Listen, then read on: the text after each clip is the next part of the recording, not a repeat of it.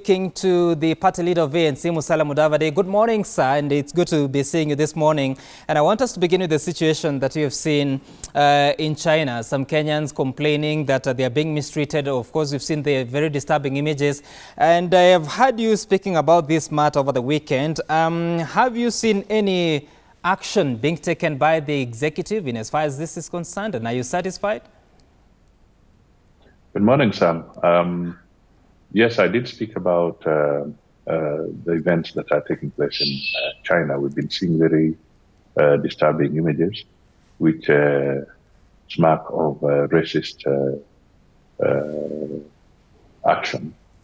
I did speak about it because it's important that when there are such images, civilized governments take action. We're all human beings, and we are facing a crisis. So I made my comments, and I hope others will also raise their concerns. I must admit that the media has also played a very important role in highlighting these shortcomings or very negative actions coming out of China. So we hope that the Ministry of Foreign Affairs will be more proactive in expressing our displeasure and concern as a people to the People's Republic of China, so that proper action can be taken and these people can be given the necessary protection as required within the context of international legal protocols, right? Where host countries ought to protect any people who are within their country. And it not be a question of trying to profile them as the people who harbor the coronavirus. The reality is that they happened to be there when this virus emerged.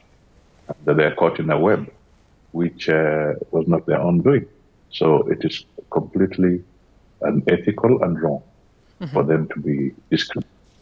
And Honorable Musalia, of course, when you look at the images, they are pretty disturbing. But we are in a situation where there were calls that we needed to evacuate some of the students and Kenyans that were in Wuhan when all this broke out. That opportunity, of course, we as a country didn't take it. The government saying that they were safer there.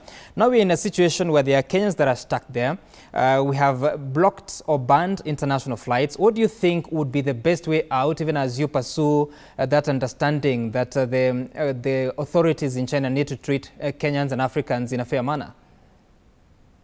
I think the first thing that must come out is that the host country, and this is China in this context, and indeed this should also apply to Kenyans who may be in other nations, and maybe there are challenges that they're facing, but we have not yet seen the images.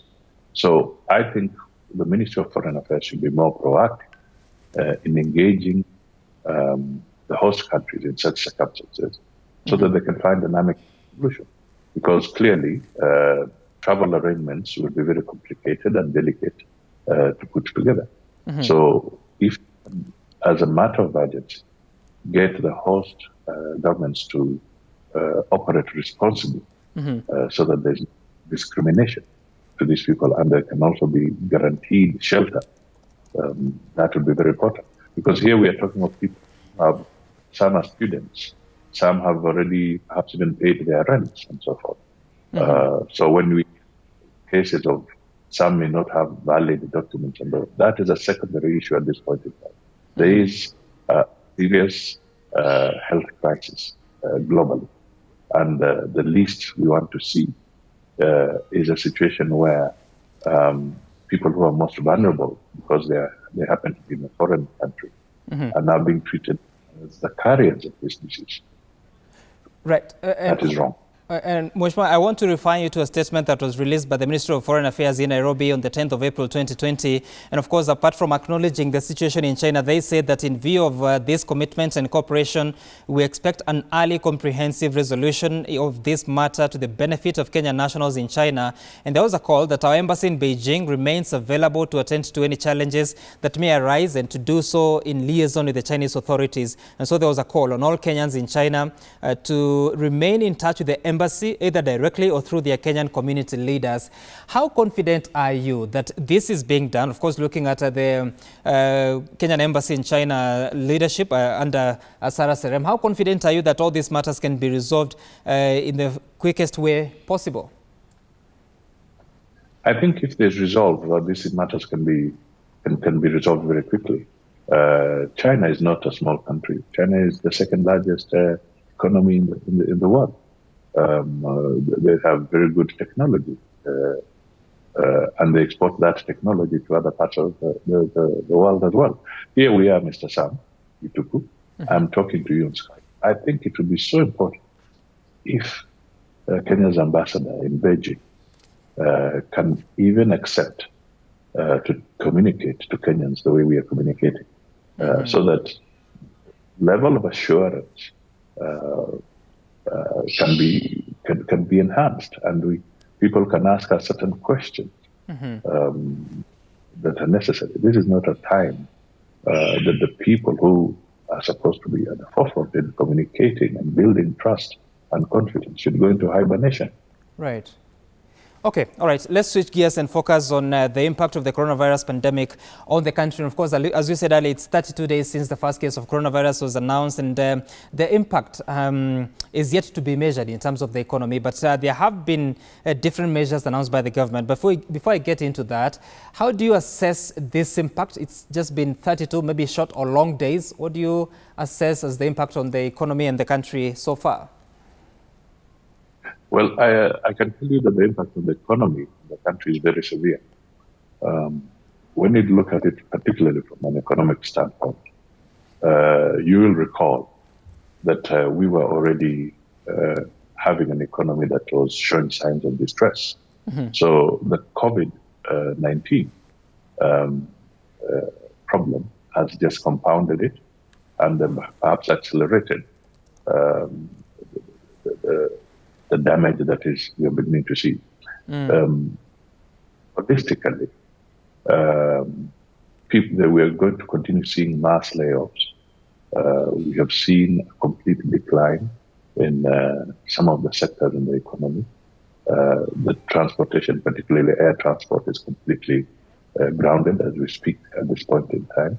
Tourism is completely flattened. That is what we would call the hospitality industry in totality, including tourism, that is completely grounded. Even the famous Masai Mara, or the coastal areas, are completely out of reach. So there's no income coming in from that perspective. Now, Kenya, like most African countries, are highly dependent on either commodity, some kind of commodities, either agricultural commodities like tea, coffee. We have the flowers and so forth. There are others that are highly dependent on minerals, such as South Africa, Angola. Either it is oil or heavy metals or industrial metals. Now, clearly, when you look at the global situation, there's a decline in the prices of these commodities. In Kenya specifically, our flowers are just being destroyed in the farms because which is the primary destination for our flowers is completely locked down. So you can see the exporters are in serious trouble. We have even the leather industry as an example, hides and skins. This is very key to the livestock and pastoralists. You find that we export most of our leather products to either Italy for the famous fashion jackets and shoes, or Spain. Now, all these markets are closed because of this COVID. So when you look at it from that perspective, we are severely hampered. In fact, the only crop that is really going out at this point in time is tea. But even then, the tea prices globally are down. Now, we have seen the shilling beginning to slide against other hard currencies. We have also seen diaspora flows beginning to shrink because I think the US is where we have the largest constituency of the Kenyans in the diaspora. Now, a lot of them may have lost jobs within this crisis that is taking place in that place. So even inflows in Kenya from the diaspora are going to deteriorate. So we are severely damaged. And some, I think, on a very fair assessment, I have no empirical at this point in time, but I can tell you this crisis could require something like a 5-year strategic recovery program. 5-year strategic recovery program. And of course, we'll be waiting to hear from the National Treasury Cabinet Secretary and the department at large. But when you look at the measures that have been taken by the government and of course announced by the president, but they'll have to be ratified by Parliament. We are talking about Kenyans earning below 24,000 who have their pay as you earn tax, of course, waived. We are talking about the maximum taxation on income reduced to 25% from 30%. We're talking about the corporation tax reduced to 25% from 30%. The VAT reduced by 2 percentage points. And obviously, this will be affecting how much revenue the government is able to yield. When you look at your experience in government, so of course we had the first quarter sort of almost stable towards the end. There were those changes. How do we, or how does the government survive these economic times? Obviously, they have to continue paying debts. They have to continue paying salaries. How can they survive with all these shortages in revenue? Well, it's going to be a very big challenge. And in fact, a few days ago, I said that perhaps this is one of the most difficult times for anyone to be in government, and particularly where they expect you to provide the solutions. But fate has found the people in government where they are. And it is our government, so to speak, as Kenyan people. So we must have a united approach in trying to solve this crisis. So one of the big things that we need to have is a very, very united approach, non-partisan approach. This should not be about political parties. This should not be about trying to score simple political victories at an individual level. It is a question of survival for the country called Kenya, which is part of a globalized situation. So I agree with you that the tax problem will hurt us for quite some time, in the sense that since the economy has shrunk and many sectors are suffered, as I have hinted on some of them, revenue projections will have to be looked at afresh, because whatever was being targeted within the context of the Big Four, and assuming that the economy was going to be right free of the COVID-19, that now is not possible. So all figures will have to be looked at afresh. Now, what we have seen the president do in making those pronouncements, and he expects Parliament to support it. Right. This is what we call the immediate firefighting arrangements. He's trying to make sure that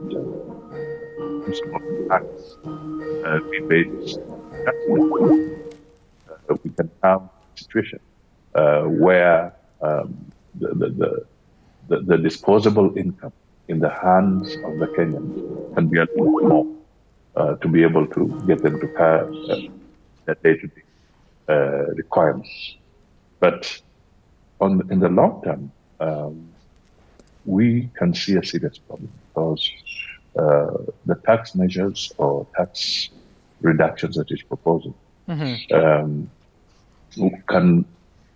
will then have to we have to figure out as a nation what are the other areas that can help us so that the disposable income available to the Kenyan government and to the Kenyan people by extension to jumpstart the economy will have to be looked at differently. And I can tell you that the area to be targeted, and this is now a clarion call that is beginning, that has gained momentum within the context of the IMF, the World Bank, the African Union, and indeed even the United Nations, that developing countries, Kenya included, or emerging markets, Kenya included, right, cannot survive unless there's a serious and concerted effort to deal with the issue of public debt. That is where we are going to get the most immediate relief if we are to look at resources being made available to Kenya. For instance, when one looks at some of the reports that are coming from the world, and I'll just quote from this document, they indicate that if we are able to do what we would call debt relief or give a moratorium, Kenya, for instance, would immediately have access to about $700 million at a go. And if we are able to go further and perhaps even have some of the crushing debts that are due put aside in terms of sovereign and other, some of our bilaterals, we could immediately have about $2.3 billion available to the Kenyan government to be able to spend to spur the economy. So that is a critical area. Honorable Mudavadi, I hear you talk about $700 million, that's about 70 billion shillings, but how successful can we be with seeking debt relief? Of course, these countries that we owe, or the lenders themselves, they are people who also need their money. So if we are to discuss with them to sort of delay the repayment, how successful can we be? I think this is a global economy, and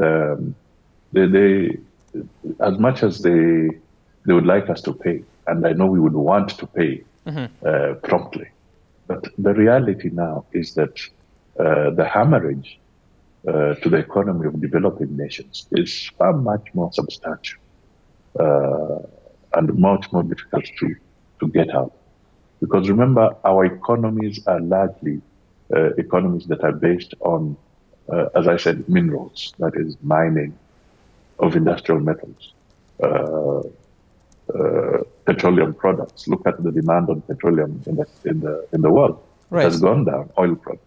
That is why they're all negotiating to try and keep the prices at a certain level, because they subdued demand globally. Now, when you look at what we depend on, where do we get our foreign exchange? It's either tourism or it's either commodities like tea, flowers, and so forth. This is where we are, and all these things are not finding their markets. That's right. And where we're able to find the market, the prices are depressed at this point in time. So it's a global issue, and it requires a global strategy. And the bigger economies will have to find a way of working to also support the less developed nations. Okay. And Honorable Mudavadi, of course, when you look at other nations, talking about the United States, talking about Japan, talking about the UK, they have come up with their stimulus packages that they are going to use to boost businesses, or at least to keep them afloat. When you look at the situation in Kenya, apart from the taxation measures taken by the government, there are still gaps, and very many Kenyans are wondering what now happens, because the curfew has affected their businesses. The cessation of movements means that they cannot trade as they used to, and of course, because of their lost income, then the disposable income that the Kenyans have is reduced. How do they survive, especially the Monanchi now, away from the government big numbers? It's a crisis, my friend Sam, because really 90% of our country is dependent on what you'd call the SMEs. All right, this is a sector that it employs the most, but the income levels there are very modest. And as you rightly said, people live by the day, on a hand-to-mouth basis. So it is a very serious thing. Therefore, we cannot, as much as we would have loved to as a nation, and I'm not here defending the government, but I'm speaking as a Kenyan who has to be fair to the realities of the day. There's no way we can have mega interventions to the level that developed countries have. Right. Their economies are bigger and stronger, and that is why they can afford to make huge payoffs, like in the United States or in the UK. Kenya may not be able to do that. But we can prioritize how we focus. And one of the areas that we must now look at care is we'll have to rethink our whole economic model in certain areas. We also have to make sure that the issue of food production, because in a situation of this nature, governments must mainstream aspects that relate to food production. Because you may have money, but imagine if you have the money and there's no food to buy. You'd rather have food and have less money. Right. So these are going to be very fundamental. How do we handle agriculture? How do we make sure that we can sustain ourselves in this crisis? Because as I said, it seems that it's going to be a crisis that will be with us for much longer. Right. We then have to look at, when I say our economic model, our level of diversification as we go forward needs to be looked at very critically. To what extent can we continue relying on certain markets and on certain products in the long term? Yeah. So these are issues that we need to look at. And lastly, Honorable Mudavadi, of course, there has been the calls, different people in the country saying that there has been lack of leadership from the political side, and especially talking about the legislators. There are those that feel they have deserted Kenyans at their time of need. But of course, Parliament comes back to the House today, especially the National Assembly. What has been your assessment of how the legislature has acted during this time? Are there gaps, and could they have done better than they have? Well, I think right now, what we need to do is perhaps try and move away from too much of a blame game here. I think the legislators or Parliament, as it stands today, has got to apply itself to consider seriously the proposals that have been made by the executive for what you might call some immediate mitigation of the crisis. And indeed the regulations that have been put there.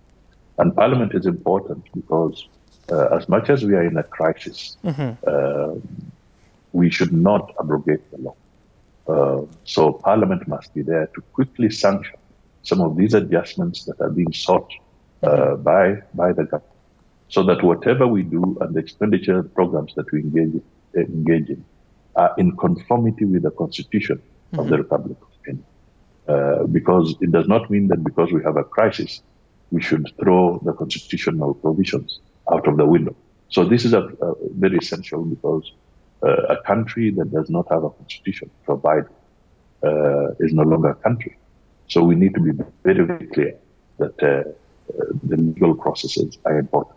What needs to be done is Parliament should, so that these legal processes are fast-tracked and they're put in.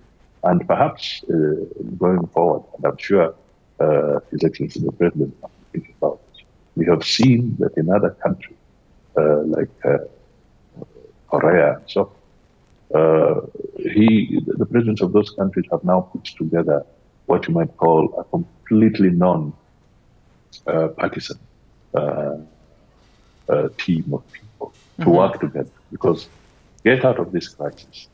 This is a crisis where the government must work with the opposition and work with all Kenyans and indeed with the international community, so that common solutions can be found. And we must have evidence solutions. This is a time when statistics must be shared properly. Data must be shared accurately, so that correct decisions can be made for the benefit of this country. All right. Thank you so much, Honorable Musalia Mudavadi, speaking to us from Nairobi.